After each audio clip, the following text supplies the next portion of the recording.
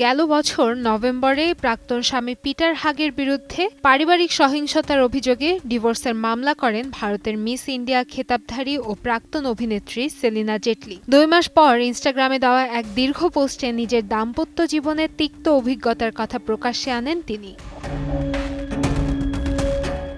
সেলিনা জানান, গেল বছরের সেপ্টেম্বরের শুরুতে তাদের 15তম বিবাহবার্ষিকীতে উপহার কেনার অজুহাতে তাকে নিজ গাড়িতে করে স্থানীয় পোস্ট অফিসে নিয়ে যান পিটার। কিন্তু সেখানে উপহারের পরিবর্তে তার হাতে তুলে দেওয়া হয় ডিভোর্সের নোটিশ। বিশেষ দিনের আবেগ নিয়ে এমন আচরণকে পরিকল্পিত বলে অভিহিত করেছেন তিনি।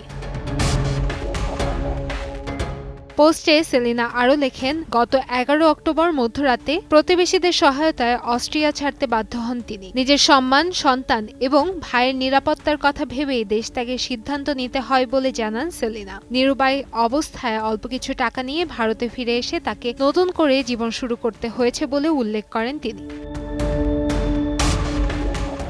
2010 সালে বিবাহ বন্ধনে আবদ্ধ হন সেলিনা জেটলি ও পিটার হাগ। তাদের 15 বছরের দাম্পত্য জীবনে রয়েছে 3টি পুত্র সন্তান। চলমান মামলার জেরে সন্তানদের প্রতিপালনের অধিকার থেকেও বঞ্চিত হয়েছেন সেলিনা। কান্তাময়ী স্নেহা, সময় সংবাদ।